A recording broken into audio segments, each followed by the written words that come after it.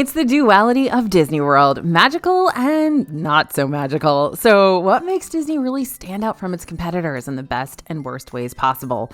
We're here to tell all today on DFV Guide.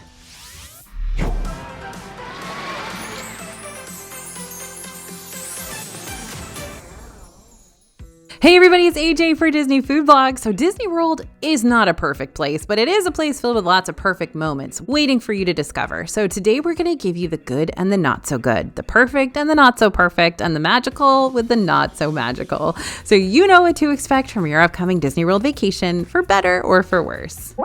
Magical. Cast members make your trip awesome. So cast members, that's Disney's employees, are an absolute delight. Not only are cast members great at pointing you in the right direction when you're lost or helping you work through any issues you might run into during your park day, but they're just really cool people generally, and I'm reminded of that each time I'm back down in the parks again. They might pull out a free celebration button from thin air to present to you so you can celebrate something funny and random. Like Bria just got a button celebrating her second oyster tasting. They may tape down a square clap box on the ground and applaud the people who step inside of it. They may ask you a trivia question and reward you with a special Disney pin trade if you get the answer right, or just in general be really cheery and welcoming and helpful and make your Disney World vibes 10 times better. If you run into a cast member or multiple cast members that really go above and beyond for you during your future trip, please don't forget to pay them a cast compliment on the My Disney Experience app. It's super easy to do. You'll just tap on the 3 horizontal lines on the bottom right corner of the screen, scroll down to the very bottom till you see the cast compliment option, and Disney's going to lead you through the rest of the steps from there. It really means a lot. They actually do get recognized by their leaders if they get those compliments, and so it's just a great thing to do. Now here's the not so magical counterpart. Other guests in the parks can really bring down the vibe. As great as cast members are, other guests in the park can be, let's just say the heat and exhaustion and hunger can do a number on some of us. We've seen full-on meltdowns from littles and parents alike. We've seen folks talking pretty disrespectfully to cast members who are just trying their best to keep the peace. We've even seen couples call it quits because of the high emotions that stir up during Disney trips. So yeah, it's not just you. It's not just me. It happens to all of us. And you'd be surprised by how quickly the little storm clouds start forming in your head when you refuse to listen to your body throughout your Disney Parks marathon. I know Disney World is a place for all ages, but that doesn't mean all ages can't get wiped out and cranky after full days of back-to-back rides and crowds and 20,000 plus steps. So remind your group to take plenty of breaks with water, snacks, air conditioning, and shade so that you can stop, take a breath, refresh, and prevent yourself from potentially becoming one of the party poopers at Disney. And I know you've paid thousands and thousands and thousands of dollars and you want to get your money's worth on this trip. You want to ride every ride and eat at every restaurant and see every single firework. But when you're exhausted and your family's exhausted, it can just go downhill really fast. So reward yourself with a little extra sleep in, maybe some pool time, and then the fireworks will be that much sweeter. All right, magical. There's a new single rider line for a popular Epcot ride. Looking for a way to cut down your wait for Remy's Ratatouille adventure all the way back there over in the France Pavilion, minus paying for it? Then you'll be happy to know that this trackless dark ride recently debuted a single rider line. It's going to help you do exactly that. We've had our DFB reporters try out this new line a bunch of times over the past few weeks because science means testing out an experiment, not just once, but over and over again. And what they've come to find is incredible success. Instead of waiting 45 to 50 minutes to hang out with Remy and friends, the single rider queue could potentially cut your wait time down to a mere 10 to 15 minutes instead, which feels a whole lot more reasonable. But what's not so magical is that you can be super squashed up next to strangers. My scriptwriter Bria and I had a meeting last Friday where we talked in depth about this very thing. Yes, that's what it's like to work here at Disney Food Blog. Single rider can be awesome, but it does mean that you're going to be splitting away from your group, and splitting away from your group means you're going to be making new Disney memories with a group of complete strangers in a tightly packed ride vehicle. And Remy's Ratatouille adventure is particularly tightly packed. I don't know why they think they can put 3 people in both of those rows, but they do. So if you're not really a social butterfly, the single rider line experience might be awkward instead of exciting, meaning you'd be better off just waiting in the regular standby queue and experiencing the attraction with your friends and family. It's your call, the good with the bad, right? Right. Okay, magical. Disney has its own complimentary transportation services. Getting around Disney World once you're on property is super convenient thanks to Disney's free transportation. It's going to take you to and from the parks and the resorts and the Disney Springs shopping district. We're talking buses, boats, monorails, and the fabulous Skyliner. There are multiple ways to get around this expansive place. Don't forget, this is 40 square miles of fun and entertainment. So if you don't want to pay for ride shares or you don't want to drive in the Orlando traffic, you don't have to. Now, if you want to learn even more about Disney's complimentary transportation services, from average travel times to the best tips and tricks to which transportation methods will take you where, be sure to pick up our free ultimate guide to all things Disney World transportation. You can scan the QR code you see on the screen now, or if you're on your phone, just head to disneyfoodblog.com/transport after this. And the not so magical counterpart to this one, no complimentary transportation to the airport anymore. Once upon a time, remember when? The free Disney transportation extended out to Orlando International Airport too for guests who were staying at one of the Disney-owned hotels. But a few years back, Disney's Magical Express retired and was replaced by a third-party shuttle service called Mears Connect. A standard round trip using Mears typically costs $32 per adult and $26 per kid. While having to pay for something that was formerly free is never a fantastic feeling, Mears tends to have a fairly similar shuttle feel to what the Magical Express had because it was literally run by Mears. It was just free to you and me. But if you'd rather use a different transportation method to get you over to your Disney resort, you can still book a rideshare like Uber or Lyft if you'd prefer. Just keep in mind that rideshare prices tend to inflate out the wazoo when you're trying to leave the airport during peak travel times, like during the lunch rush or rush hour or, spring break. Magical. Happily ever after. Doesn't matter how many times I see the Magic Kingdom fireworks shoot off above Cinderella Castle, it still gives me chills, especially when Tinkerbell just jumps off that castle and flies down. Happily Ever After takes place nightly, weather permitting, and is a whole conglomeration of everything good and right and magical about Disney. You got fireworks, but you've also got the soundtrack featuring fan favorite Disney songs, high quality projections illuminating the castle and Main Street USA buildings, Tinkerbell's flying through the sky. Even if you're not usually keen on fireworks shows at amusement parks or during the 4th of July, this is worth seeing at least once because it's not your average celebration. It's basically a heart-wrenching, tear-jerking love letter to Disney fans of all ages with a powerful message too. But the not-so-magical counterpart is post-Happily Ever After. When the last of the fireworks shoot off, everyone cheers, your heart feels happy and warm, you're probably crying, and then the warm, happy feeling quickly dissipates, and your tears turn into tears of terror. There's a massive amount of people who just turned around to get out of the park, trying to make it over to the Magic Kingdom buses and boats and monorail before everybody else does. These are wild times, y'all, and my best advice for surviving them is to not join them. Typically, after Happily Ever After wraps up, Magic Kingdom will still stay open for a couple extra hours, so you can hit up any rides you didn't get around to earlier on in the day. And even if you're visiting during a time when the park does close right after the fireworks, the shops on Main Street USA will stay open for an extra 30 minutes or so to catch lingering guests and offer them one final chance at securing a souvenir or a snack. Whatever the case may be during your upcoming trip, please try to not exit with the post-Happily Ever After crowds. Instead, hang tight and wait for those initial transportation crowds to die down a little bit. Even if that means mobile ordering a treat from Main Street Confectionery and finding a place to sit and snack for a while. Waiting out the crowds and staying inside the park is much better than just standing in line outside the park, because it's going to take the same amount of time either way for you to get on that monorail or on that bus. You can either do it in Magic Kingdom, riding one more ride, or just standing out there waiting in line. Which do you prefer? Oh, you feel that? That's a hearty dose of vitamin D. Compliments of a lovely Florida sunshine state day. There's a reason why many folks consider Florida as the ultimate vacation destination. After a brutal winter in your own state, if you don't live around the South, that is, it's nice to escape to a tropical getaway where the sun is shining and the birds are singing, and a day at the resort pool has never sounded better. Honestly, my whole mental health just completely transforms after spending a winter in Buffalo, New York, and going down to Florida and checking into my Disney hotel. That's probably why I'm so addicted to this whole thing in the first place, is just dealing with those winters, right?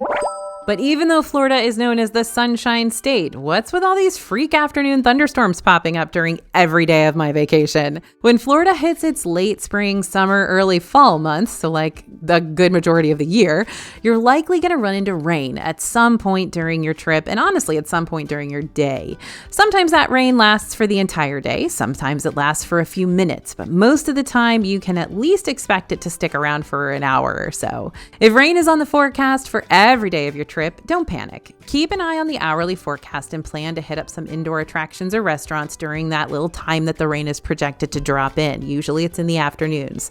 Whatever you do, just don't let the rain convince you to leave the park early, even if it starts coming down in sheets so heavy that you can barely see your hand when it's in front of your face. Often, once the rain clears up, you're going to notice that the crowds around the parks have cleared up too, giving you the chance to get in line for those normally super busy outdoor attractions after they're back online again. Now we're changing it up for our next point. It's opposite day, and we're starting with the not so magical point this time to keep you on your toes. Disney has 2 water parks on property, Blizzard Beach and Typhoon Lagoon, and it's nice to have water park options during your next Disney vacation, especially if you got a few water park fans in the family. But before you get too hyped up over these, here are a couple of things you need to keep in mind. One, that they are super crowded. Well, the one that's open is super crowded anyway. So Blizzard Beach is open right now, and with that extra hotel perk where everybody gets a free water park ticket on their first day of their hotel stay, the park is packed and parking is packed.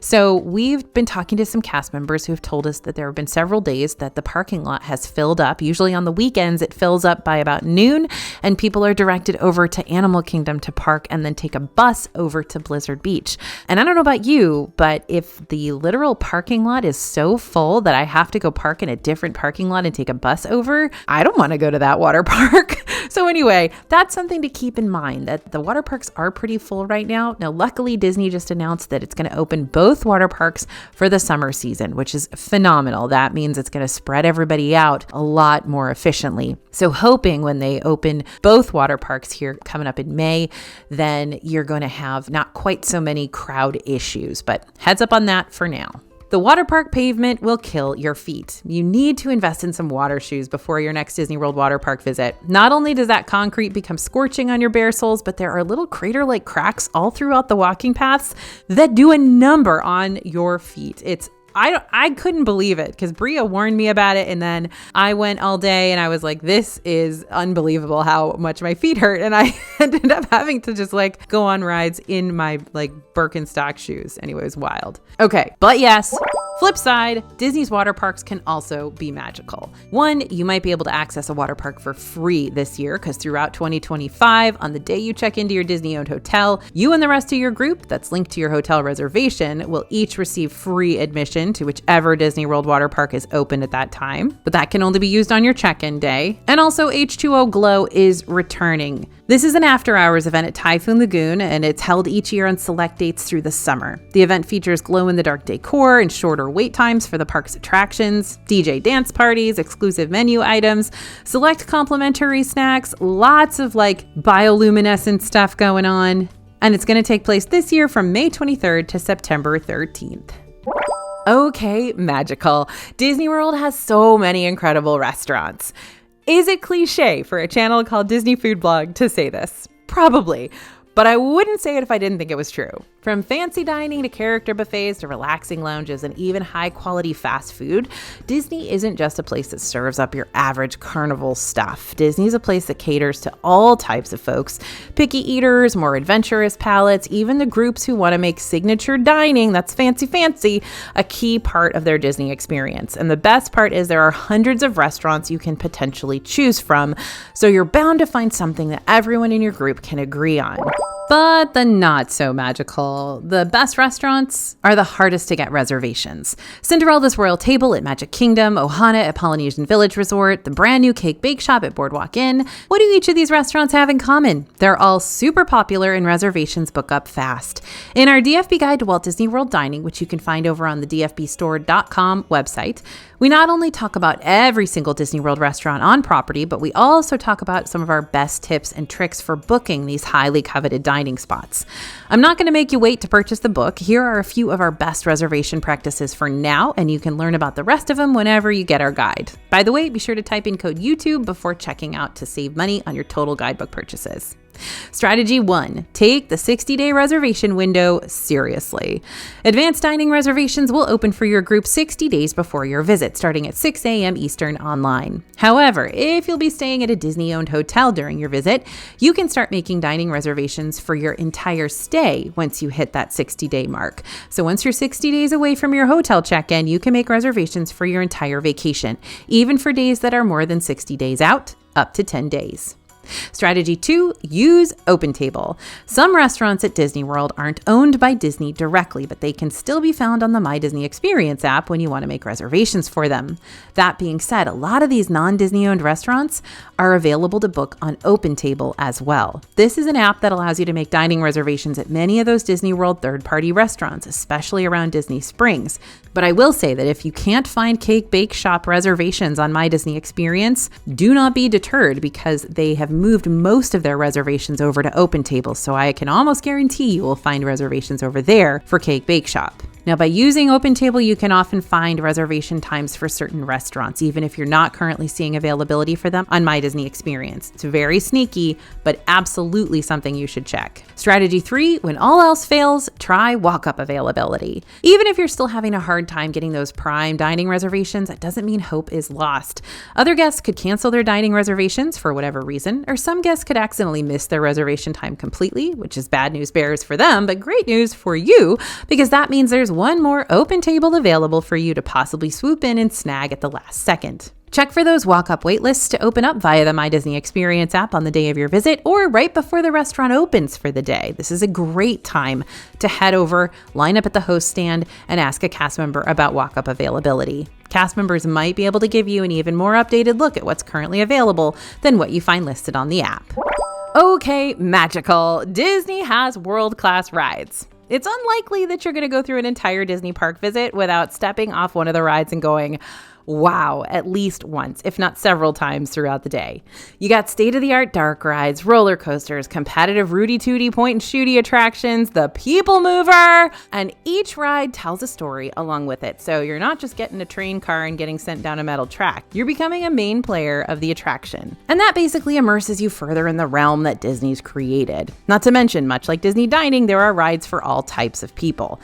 Don't like thrill rides? That's okay. Disney's got several slow-going Omni Movers, People Mover, and boat attractions that you can prioritize instead. Like Under the Sea, Journey of the Little Mermaid in Magic Kingdom, and Living with the Land in Epcot. Don't like slow rides? That's cool. Hit up the high-speed coasters, 0 to 60 launches, steep drops, backwards momentum, 360-degree spin action, loop the loops. Like Rock and Roller Coaster at Hollywood Studios and Guardians of the Galaxy Cosmic Rewind in Epcot. Visiting Disney World with a teeny tiny baby. Guess what? Disney's got rides that little tiny babies can ride, even if they just came out yesterday. All heights, all age groups, so nobody has to be left out of the fun. Like Navi River Journey in Animal Kingdom and Jungle Cruise in Magic Kingdom. And Disney's always coming up with new rides and attractions for future guests to experience too, so you never have to worry about taking the exact same Disney World trip twice.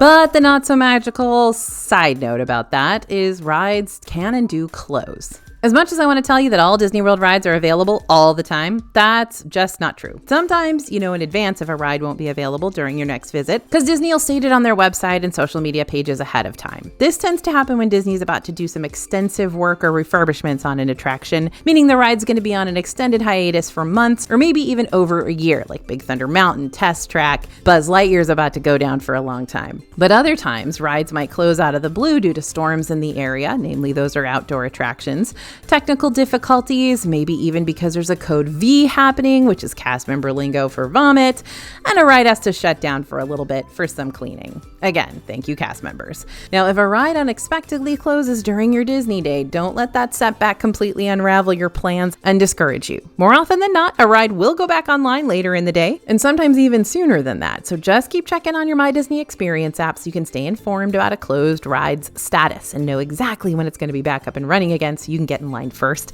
and then you don't have to wait very long. But if it's taking a while for a ride to start back up, remember that each park is filled with lots of rides and shows and experiences to fill the time with regardless. So even if you don't get to see one or two of Disney World's rides for whatever reason, that doesn't mean your whole Disney trip was a wash. If you filled it with a whole lot of other fun experiences, you are good to go and you got your money's worth. For those of you who are planning on staying at one of the Disney-owned hotels during your trip, or even at one of Disney's select Good Neighbor hotels, you're going to receive a big theme park benefit that'll give you a head start on your Disney day before the general public gets a chance to join you. This benefit is called early theme park entry, and it gives hotel guests the chance to enter any of the parks on any day of the week 30 minutes before the official opening time actually happens. This is a great way to knock out some of the more in-demand attractions before, as Billy Joel says, the regular crowd shuffles in.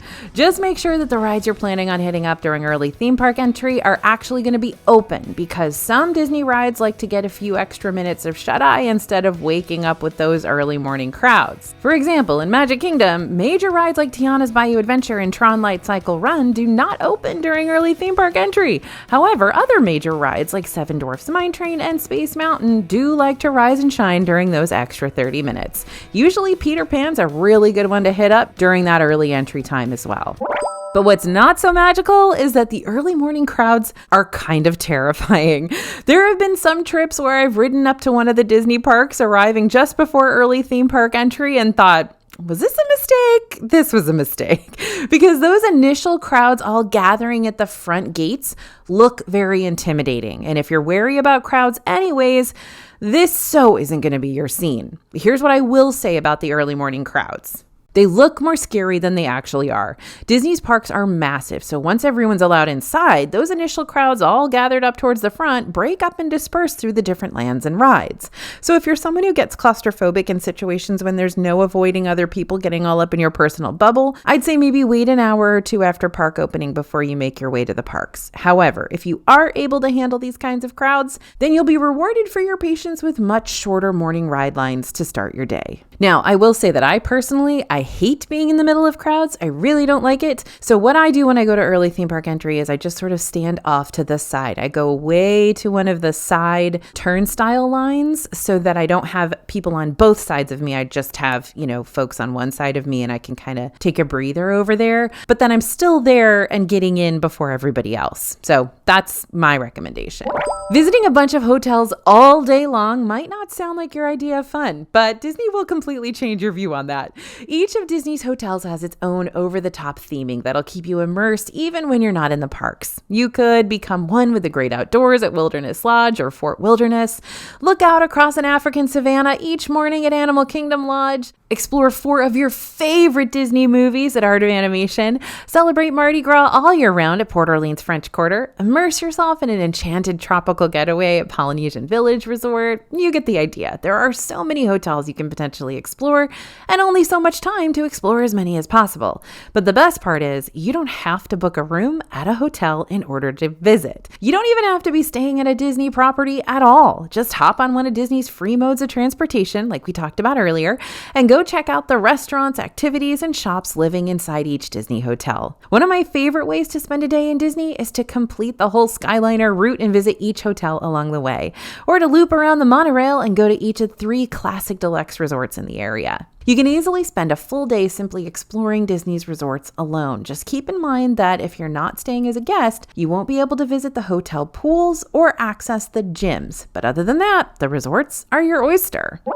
But what's not so magical is it can be kind of difficult to get to these resorts if you're not using Disney transportation. Okay, so if you're driving your own vehicle around property, the only way you'll be able to park at one of these hotels as a non-guest is if you have an advanced dining reservation at one of the resort's restaurants. Other than that, you'll more than likely be turned away. Now, I say more than likely because I know there'll be some of y'all out there who tell me you've been able to park at certain hotels just fine as a non-guest just by telling the cast member at the front gate that you're eating at one of the quick service restaurants or that you're meeting up with one of your friends. But here's the thing, this has become less and less possible over the past few years. So it's a major gamble that you're taking. And when you're looking at trying this gamble to park at resorts that are super close to the parks, like Grand Floridian or Polynesian or Contemporary, you've got a really low success rate for this working in your favor. Like really low. as in non-existent. So your best bet as a non-hotel guest who wants to visit the resorts without having to make any advanced dining reservations is to park over at Disney Springs for free and ride a bus over to any hotel you want to check out. Super easy and no gambling necessary. Not to out myself or anything, but I'm not like the most organized person in the world. So back in the day when you had to hold on to physical paper copies of things for your vacations, like park tickets and reservation confirmations, etc., I was in panic mode like 99% of the time because I was always afraid I'd lost or forgotten something. And half of the time this was true. So to say that I'm eternally grateful for the My Disney Experience app sounds a little dramatic, but for reals, y'all, it's been a lifesaver for me. The My Disney Experience app is a free downloadable service that helps keep track of all the most important details of your Disney World vacation. We're talking lightning lane selections, park tickets, dining reservations, PhotoPass pictures, mobile orders, hotels.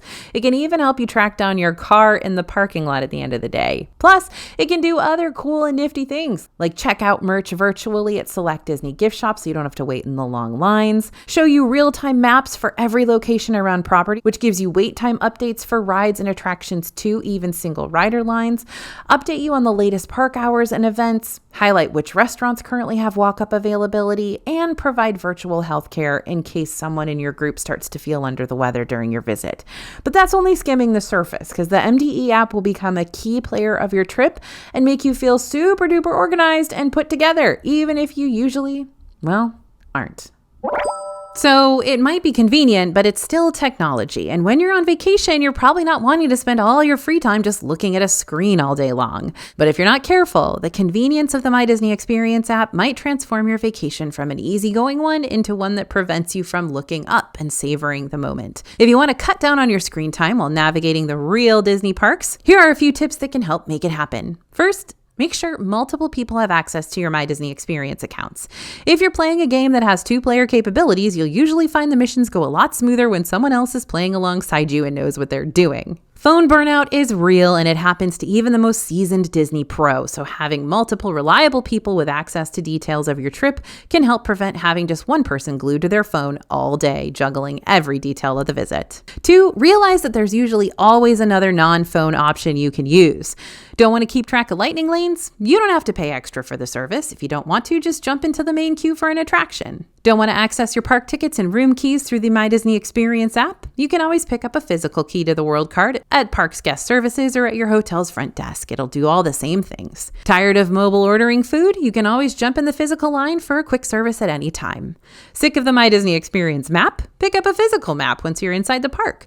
These strategies might not be as nifty as what the My Disney Experience app can provide, but they're still going to get the job done and make sure you have a good time in the parks regardless. Third strategy, do your screen time ahead of time. I find that I use my phone most often on vacation when I'm not as familiar with the area I'm spending time in. I'll research restaurants, must-dos, locations, etc. But in reality, a lot of this stuff I probably could have figured out before my trip kicked off, so I didn't need to be on my phone all day trying to become an expert of an unfamiliar place. The same goes with Disney trips. You can help yourself cut down on needing to turn to the My Disney Experience app as a crutch just by putting in the research before your trip. And I think I know of a little YouTube channel that can help you out with just that. Oh good, you already found it.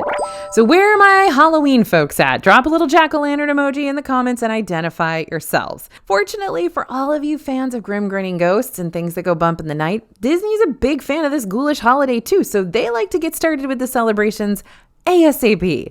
In the past, Magic Kingdom's separately ticketed Halloween event, Mickey's Not So Scary Halloween Party, has started towards the beginning of August. Yeah, not the end of August or even the middle of August, early August. And we're assuming this year's going to be the same. Halloween parties that take place in early August tend to be cheaper than the ones closer to Halloween time and less crowded. So if you've got some flexible vacation time and you're ready to say hello to the Mickey pumpkin wreaths that pop up down Main Street, USA, you can kick off your Halloween festivities months before Halloween to really soak up the season as much as possible. But what's not so magical about this is, even though the sun will set, that doesn't mean the temperature gets that much cooler in the evening when it comes to partying for Halloween in August. Orlando is still scorching in August and September, and the nighttime air is not going to drop down those temps too significantly. So if you're planning on wearing a highly detailed and intricate Halloween costume for the Mickey's Not So Scary Halloween Party, just have some backup shorts and t-shirts packed in your bag in case you need to strip out of those layers and give yourself a chance to breathe. By the way, if you are not as enthusiastic about Halloween, I will say that Halloween's not going to be in your face all trip long if you're going in August and September.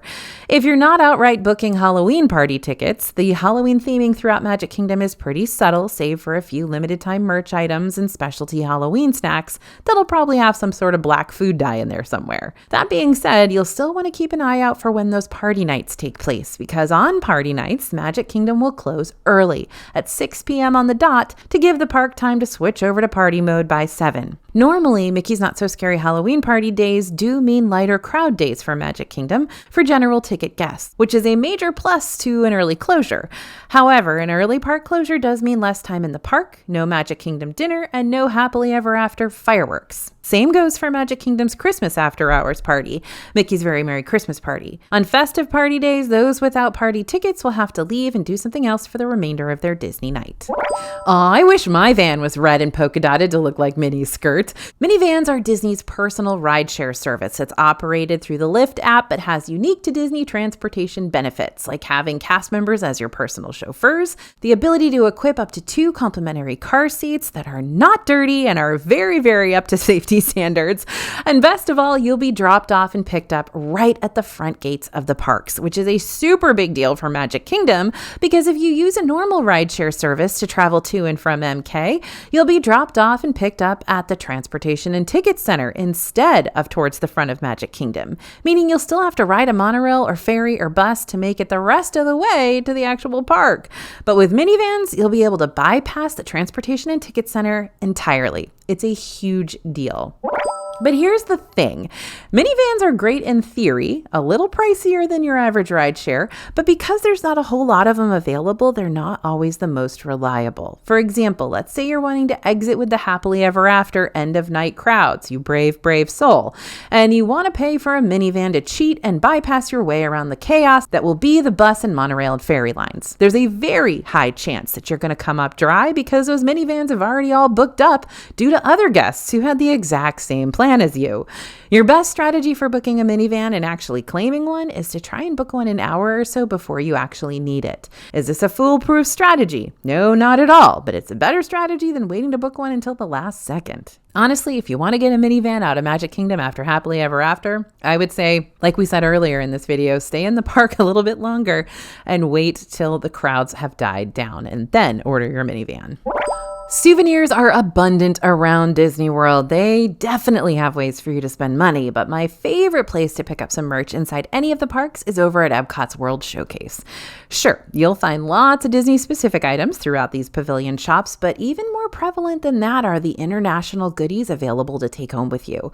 Just to name a few examples, you can collect lots of different pulp culture items from the Japan Pavilion featuring characters from movies and TV shows and video games like Kiki's Delivery Service and Kingdom Hearts and Hello Kitty and more. And you can pick up a limited edition beer stein or cuckoo clock or Christmas pickle ornament from the Germany Pavilion. If you're a fan of ornate Venetian masks, then Epcot's got those for you over in Italy.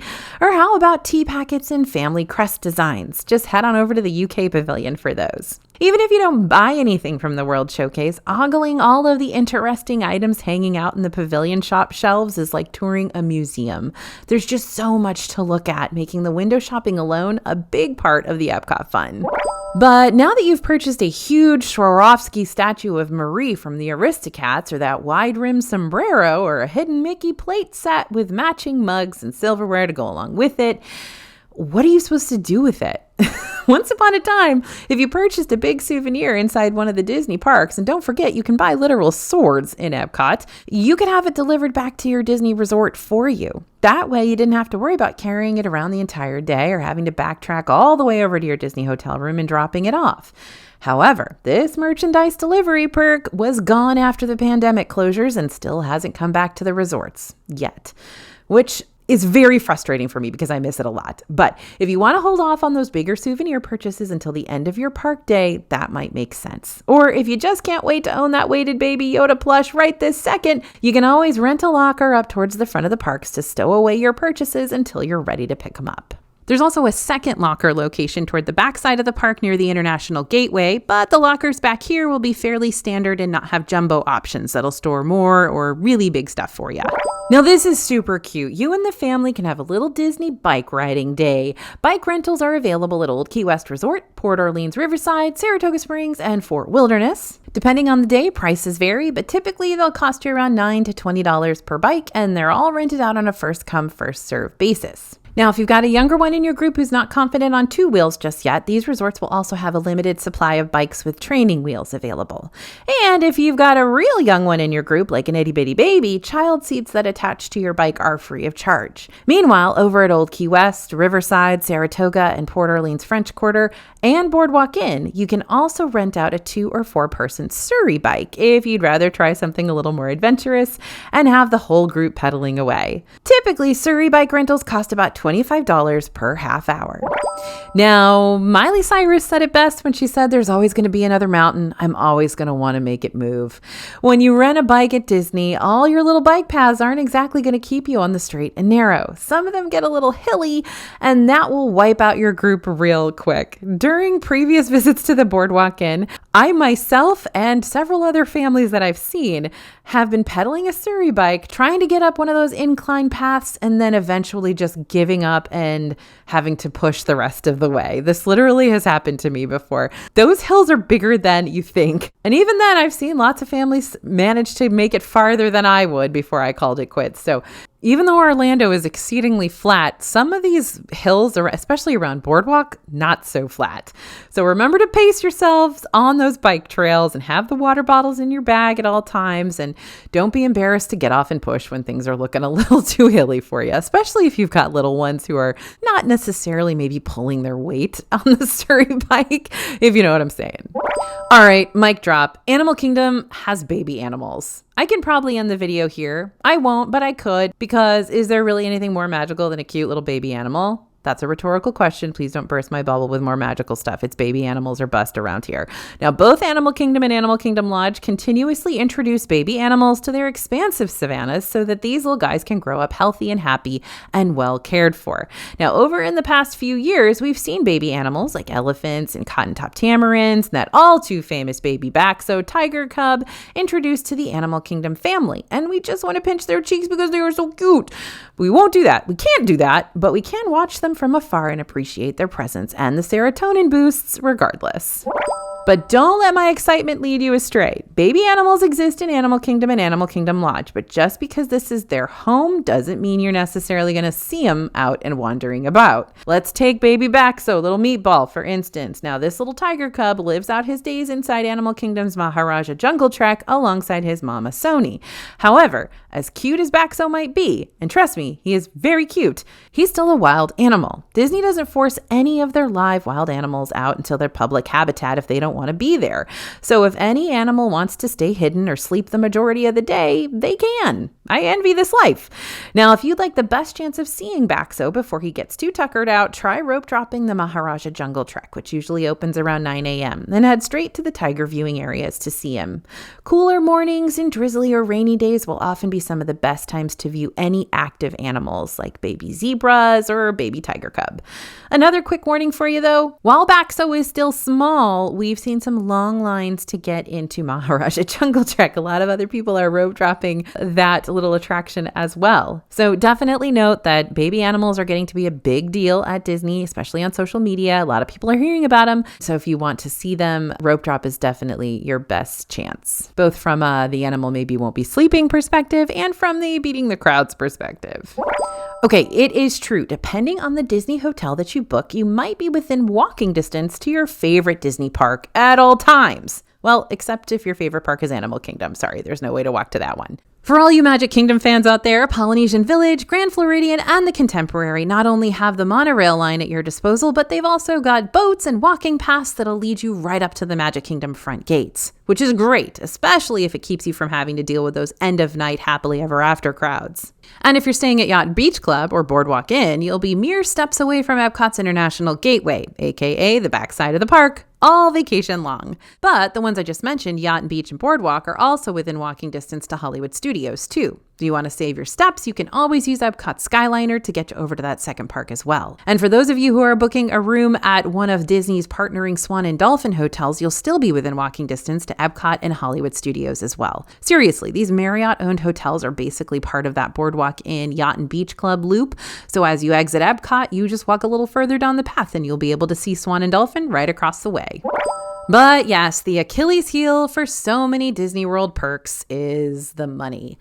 When you stay at a Disney World resort that's within walking distance to one of the parks, you're going to be dropping a lot of cash for that convenience. And that can be more than worth it if you're not only wanting to be close to the park or multiple parks that you're planning on visiting most often, but you also plan on spending some extra time at your deluxe resort to really get your money's worth out of your stay. But considering your cheapest room options at any one of these resorts is going to be over $500 for a standard room, you may still feel like that price tag's so not worth the ability to walk to and from the park freely. That's why Disney's two value hotels on the Skyliner route, Pop Century and Art of Animation, are the two hotels we tend to recommend for families the most often. Not only will they provide you with several similar Disney perks at potentially hundreds of dollars less per night, but thanks to the Skyliner station that these two value resorts share, guests can still very quickly and funly get over to Epcot and Hollywood Studios versus waiting in long lines for the buses at the start of the day or the end of the night. Honestly, if I can't walk to a park, I'd rather take the Skyliner even more than I'd want to take the monorail. Wait, you're telling me I can just go and see Mickey Mouse anytime I want to? Yeah, you can. Visiting the Disney parks, select dining experiences, even some of the Disney resorts means you have the opportunity to meet some of your favorite Disney characters that you grew up with. And your kids will have their chance to meet their favorite Disney pals as well. From classic Disney characters like Winnie the Pooh and Snow White to newer favorites like Asha from Wish and Mirabelle from Encanto, Disney characters are everywhere around property. Don't worry, folks. While some characters are strictly located in a specific park, like how Pocahontas stays around Animal Kingdom and Darth Vader sticks around Hollywood Studios, Mickey and Minnie are everywhere. Sure, they might be wearing different outfits, but they'll make sure to pay you a visit no matter which park you might be at that day. Make sure to check the My Disney Experience app on the day of your park visits to see which characters are going to be available for meet and greet opportunities, as well as what times you can expect them to be out and about and ready to take some pics. But you might be surprised at how your kids react to the characters. Not every kid is going to be super excited when they meet Pooh Bear or Donald Duck or Woody, even if they do love watching their shows and movies on repeat back home. And that's fair. I mean, think about it. When you're watching Pooh Bear on a screen, he's only a few inches tall. But when you meet him in person, he towers over you, and that can be rather intimidating. But it's not just the kiddos that can get stricken with meet and greet anxiety. We adults still have our moments too, speaking from personal experience here. I mean, let's face it, it can feel kind of awkward as a grown-up standing in line for a character who's not going to talk to you, or meeting a face character and worrying that they're like judging you the whole time. They're not, but that doesn't mean our brains haven't convinced us otherwise. Maybe it's just me. Before you spend hours standing in line for a certain meet and greet experience, or before you drop a ton of money on a character dining opportunity to have the characters come visit your table while you eat, test the waters back home with your kiddo. Show your kids YouTube vlogs and Disney promotional videos featuring in-person meet and greets so they can see just how big these characters are side by side with other guests and kids ahead of time. Also, maybe try to track down a few meet and greets back home. Is the Easter Bunny taking pictures at your mall? Is there a local downtown parade happening today with all those random assortment of characters walking behind the floats? Is there a baseball game with a mascot or an amusement park or theme park within an hour or so from your house that has their own meet and greets? See how your kids react to these characters first before investing a lot of time and money into the characters you meet at Disney. And as for all you adults out there, firstly, Disney is for everyone. Just remember that. So if you want to meet a character, you will be one of many, many adults who are also meeting their favorite characters that day. And there's nothing weird about stepping away from adult responsibilities and being a kid for the day. Secondly, it always helps to have some questions prepared for the characters ahead of time. Ask them about how their friends are doing. Has Pascal been playing any more games of hide and seek lately? Ask them about their home. How are things back in Arendelle or at Casa Madrigal? Ask them about their particular meet and greet area. If you're meeting Minnie on the red carpet at Hollywood Studios, you might want to ask her to strike her best movie star pose. But if you're meeting her at Topolino's Terrace at the Riviera Resort, you might want to ask her where she gets her inspiration for her poetry. And don't forget, characters, as well as character attendants, are trained to make sure these meet and greets go nice and smoothly for everyone. So even if you're feeling a little bit starstruck or embarrassed or both, characters and their attendants can take the reins of a conversation and take that pressure off of you. Every now and then the stars align and you get a day inside a Disney park where you're going to find yourself asking, where is everybody? And it is glorious. Like I mentioned earlier, Magic Kingdom often sees much lighter crowds on a party day since the park will close at 6 p.m. on the dot for non-party guests. But aside from just the parties, we also see lighter crowds during back to school season for all the parks since lots of families don't really love the idea of pulling their kids out of school for vacation right at the start of the year. And Epcot often sees lighter crowds for their festivals once they're in the middle of the fest and in the middle of the week versus on the weekend or at the start or end of things when the locals flock this direction to eat around the festival booths too. Even though light Disney crowds are becoming more of a rarity as of late, sometimes it just happens out of nowhere. One of the least busy times I've ever seen Magic Kingdom was honest to goodness on a random weekend right after the 4th of July a few years back. I don't know if all the celebrations had wrapped up and everyone just dispersed or what, but all I know is that it was a good day with minimum waits for pretty much everything. Every once in a while, one of our reporters in the parks will just send over a Slack message and be like, dude, this place is empty today. While we do our best to give you a good idea of when lighter crowds tend to happen on the Disney World scene, note that every now and then, Lady Luck might do you a favor and give you an unexpected lighter crowd day when you really weren't expecting it. And that is magical. But then again, Lady Luck might go on vacation at the same time you do and set her phone to do not disturb. Disney is a busy, busy place the majority of the time, which is why you're going to want to have a game plan put in place before you go to help you navigate around those big crowds. Even those usually predictable non-busy seasons have shocked us with high crowd levels lately. January and February crowds. Where did you come from? Now, if you need help coming up with a solid strategy so that you can get around the worst of Disney's ride lines, be sure to check out our Insider Tricks to Skip the Ride Lines video after this. And beyond skipping the ride lines, don't forget to take plenty of breaks throughout your busy park day, just for your mental health. Find those less busy indoor shows, grab a snack and sit down in a less crowded area, or escape the park for an hour or two and hang out at a nearby Disney resort instead until you're ready to brave the masses again. Why are some of my favorite vacation memories just curling up in a Disney hotel bed and munching on like Taco Bell cinnamon twists and watching Mickey Mouse cartoon reruns? Because it's cozy, that's why. Okay, the little cinnamon pieces that wind up in my bed afterwards aren't that cozy, but here's the hint. If you're staying in the hotel room by yourself or like with just one kid, then you can have one bed designated as the eating bed and one bed designated as the sleeping bed and just always eat in the eating bed, okay? That's the rule. But this just goes to show that not every evening inside Disney World needs to be over the top, extravagant, and expensive. So plan out an evening or two where you and the fam retire a little bit early just to have some familiar comfort foods delivered to your hotel that won't require you to have to sit inside a restaurant for an hour and pay beaucoup money. But of course, we've got a not so magical to this. And I know you're already ready to start a good bed rot session in your hotel room, but DoorDash is not going to deliver up to your hotel room. Instead, you will have to go onto the lobby and pick up your order from Bell Services or meet the DoorDash delivery person or the whatever delivery, wherever you order from in the lobby of your resort. So don't switch over into PJ mode until you've got your food picked up and back in your room. You will have to put on pants to go get your food. So if worst comes to worst and you're still worried about what Disney's crowd levels are going to be like, but you don't want to mess with lightning lanes at all, you can always turn to Disney World's after hours events to help you get on every ride that you want to ride in the parks. After hours events are a separately ticketed purchase where parks stay open for 3 extra hours for a limited number of guests. This means after hours guests can hop on rides with limited waits, walk around the parks with no shoulder to shoulder crowds, meet rare characters, and enjoy complimentary snacks throughout the night, like those famous Mickey premium bars and fruit bars and Mickey ice cream sandwiches and popcorn and bottled sodas and waters. Plus, even without a general admission ticket purchase, after hours guests are still allowed to hop into the park that they have after hours clearance for during a pre-party mix-in time frame. This means you'll be able to enter the park 1 to 2 hours before the actual event begins to soak up some extra park time and see those fireworks.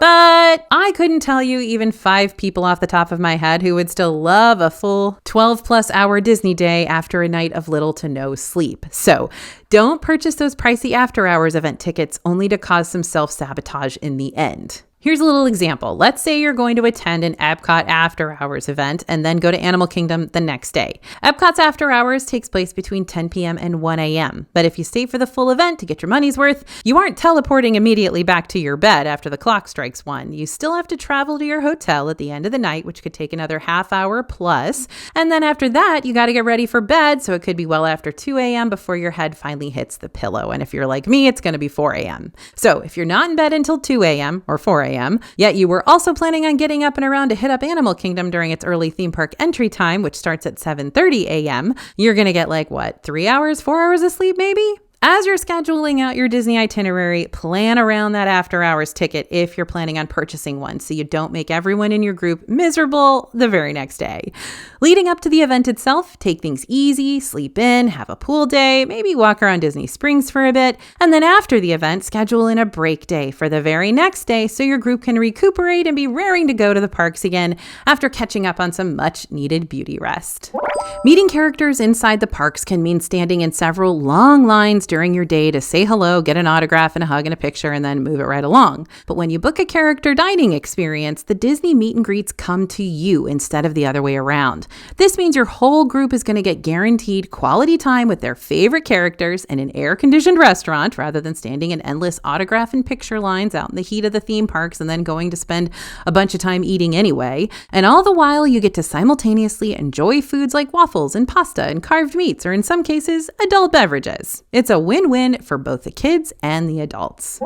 But just remember that character dining is not going to be chill most of the time. Usually, this is going to be kind of chaotic. Fun chaos is still chaos. And when you want to sit down and take a peaceful breather away from the parks while enjoying a nice meal, the last thing you may want to experience are a whole bunch of excited screaming kids having napkin twirling contests and creating conga lines around the dining room. Looking at you, Chef Mickey's. Now, I get it. This is Disney we're talking about, so of course kiddo chaos is in order, especially when the characters are out and wandering. But if you're looking for the best of both worlds, a more peaceful dining experience that still features character meet and greet opportunities, here are the character-driven restaurants that we tend to gravitate towards if we want to have our cake and eat it too, in peace. Garden Grill at Epcot. This is where you've got the fairly spaced out tables and it's not a buffet. There's not going to be a whole lot of people getting up and rushing back and forth from the buffet line to their tables with little kids in tow.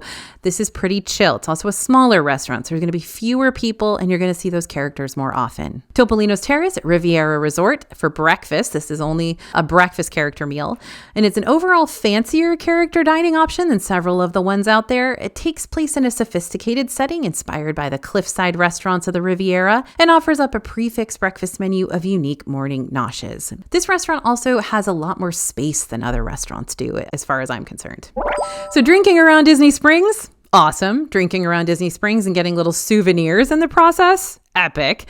There are two key places in the Disney Springs shopping district where you can grab specialty cocktails that come topped with little rubber animal mementos. The first is a classic, the Duck Duck Raz at the Boathouse. This is a $17 cocktail and it's mixed up with blue curacao, of course, blueberry stoli, raspberry stoli, peach schnapps, lime juice, simple syrup, and topped off with a mini rubber duck garnish. It's very cute and, I don't know, makes me want to go out and buy a Jeep or something. And the second most recent cutie cocktail concoction just popped up over at Polite Pig. The Pigsty is a $13 drink made with frozen cappuccino, a blend of rich chocolate, and a splash of spiced rum. And it comes with a little piggy on top to make it look like it's rolling in mud. What? I love this mini toy animal trend on top of adult beverages. Please keep it coming, Disney. This is classic Disney adult stuff. But don't forget that if you're buying these, it does mean you're falling for the novelty trap. And often it's due to the fact that there's a little extra addition to the snack or beverage, like a rubber duck or a pig, for instance, that puts us in hypnotic states and forces us to hand over the money, even if the flavors aren't really what we want. Like, am I someone who normally orders frozen cappuccino? No, I'm more of a tea drinker or a soda goblin. But do I still want a Pigsty because it looks so cute and I want the little pig? Of course. Disney has several novelty snack options lurking around their parks, and while some of them you'll enjoy, others might just become an overpriced photo op for you in the end. This is basically how they get you to pay like $4 or $5 extra for a drink when they put a light up ice cube in it, right? And they don't really tell you that you can take the light up ice cube out and not have to pay for it. Like if you say, hey, can I have the drink without the light up ice cube? They'll actually charge you less.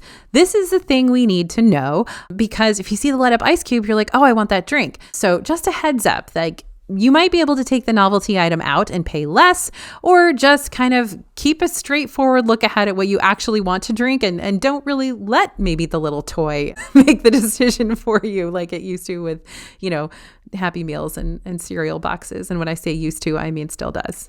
So there's just something about wearing a Magic Band around Disney World that really makes you feel like you're part of the in crowd.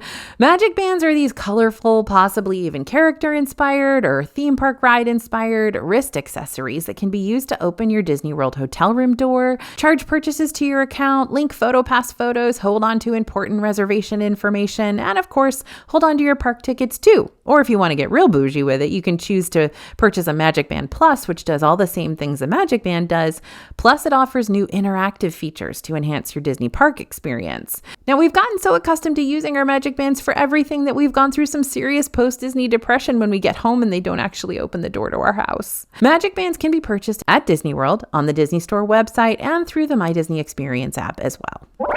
But what's not so magical is that Magic Bands cost you money now. Remember when they used to be free when you stayed at a Disney hotel? Well, they're not anymore. Now they're going to be an extra cost on your Disney budgeting spreadsheet. So the thing to note is that they're not required for your trip if you choose not to purchase them. And you may choose not to purchase them. After all, a basic Magic Band with no characters or extra plus-up features is $20 per person. We've seen Magic Band Plus prices get as high as $45 or more. So you buy a Magic Band for each member of your family of 4 and you're looking at spending an extra like $80 to $180 on an accessory you don't necessarily need. Instead, you can use your physical key to the World Card or Magic Mobile device via the My Disney Experience app for free. And these free options will do basically the same thing that your Magic Bands can do, except, look all super stylish and do all the extra interactive stuff. So I love joining my friends and family members who've never been to Disney World before on their first ever trip, because then I get to see it from a fresh perspective again, a perspective of whimsy and wonder and jaw-dropping moments where your mom or grandma or younger cousin turns to you and goes, "That was amazing." It's like when your best friend finally picks up your favorite book and you start getting those 3 a.m. texts from them when they finally reach that big plot twist that you knew they were going to lose their minds over. Sure, you could read that plot twist again yourself, but you already know what was coming. Yet witnessing your friend reading that exact same thing that moment for the first time, that's when your heart gets that jolt of excitement all over again. It's just straight up fun to share your happy place with another person who makes you happy, especially when you know deep in your gut that they're going to love Disney World as much as you do. But what if your friends and family don't love Disney World? It happens. Not everyone's going to vibe with a Disney vacation, and that is okay. Some people prefer the beach or the mountains. Some people thrive in sunshine, others rain. Some are going to go to museums and see historical monuments. That's their jam. And some people could go to Disney World over and over and over again and never get sick of it. And others might feel one visit is enough for a lifetime. The good news is that even if there's someone or multiple someones in your group that aren't as head over heels for Disney as you are, that doesn't mean y'all can't still have a fun time while you're there. I've traveled to Disney World with friends before who really didn't mesh with Magic Kingdom or Hollywood Studios, but had a great time tasting around the world in Epcot, shopping around Disney Springs, and spending time lounging by the resort pool. There really is something for everyone there. It just might take a few group planning sessions to make sure each person's must-dos and preferences are heard and added to the itinerary. Also, don't be afraid to split up and reconvene. If half your group wants to hit up back-to-back rides, but the other half would prefer to sit them out, take a nap back at the resort, great. You can always go your separate ways for now to make sure everyone can do what they want to do without anyone feeling like the Debbie Downer of the group.